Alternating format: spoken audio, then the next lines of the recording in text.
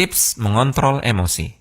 Salah satu senjata syaitan untuk membinasakan manusia adalah amarah. Dengan cara ini, syaitan bisa dengan sangat mudah mengendalikan manusia. Karena marah, orang bisa dengan mudah mengucapkan kalimat kekafiran, menggugat takdir Allah, berkata yang jorok, mencaci habis-habisan, bahkan sampai mengucapkan kalimat cerai yang membubarkan rumah tangga. Agar kita tidak terjerumus ke dalam dosa yang lebih besar, ada beberapa cara mengendalikan emosi yang diajarkan dalam Al-Quran dan As-Sunnah. Pertama, segera memohon perlindungan kepada Allah dari godaan syaitan dengan membaca ta'awudz.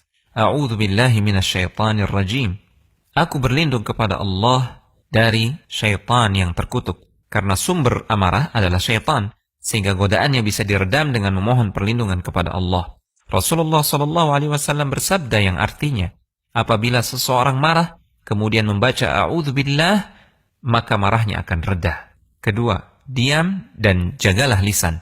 Bawaan orang marah adalah berbicara tanpa aturan, sehingga bisa jadi dia berbicara sesuatu yang mengundang murka Allah. Karena itulah, diam merupakan cara yang mujarab untuk menghindari timbulnya dosa yang lebih besar. Rasulullah SAW pernah bersabda yang artinya, jika kalian marah, diamlah. Ketiga, mengambil posisi lebih rendah. Kecenderungan orang marah adalah ingin selalu lebih tinggi dan lebih tinggi. Semakin dituruti, dia semakin ingin lebih tinggi. Dengan posisi lebih tinggi, dia bisa melampiaskan amarahnya sepuasnya. Karena itulah Rasulullah SAW memberikan saran untuk meredam amarah. Rasulullah SAW menasihatkan, apabila seseorang marah dan dia berada dalam posisi berdiri, hendaknya dia duduk. Karena dengan itu, marahnya bisa hilang. Jika belum juga hilang, hendaknya dia mengambil posisi tidur.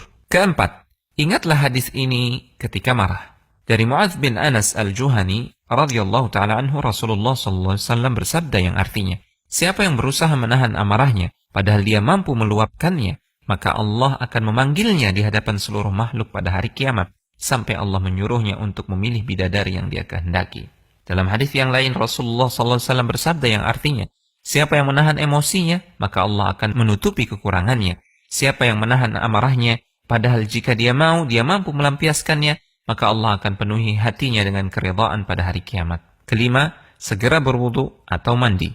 Marah itu dari syaitan, dan syaitan tercipta dari api. Padamkan dengan air yang dingin. Dalam sebuah hadis dari Urwah As-Sa'di radhiyallahu ta'ala anhu, disebutkan, sesungguhnya amarah itu berasal dari syaitan, dan syaitan diciptakan dari api, dan api bisa dipadamkan dengan air. Apabila kalian marah, hendaknya kalian berwudu. Konsultasi syariah.com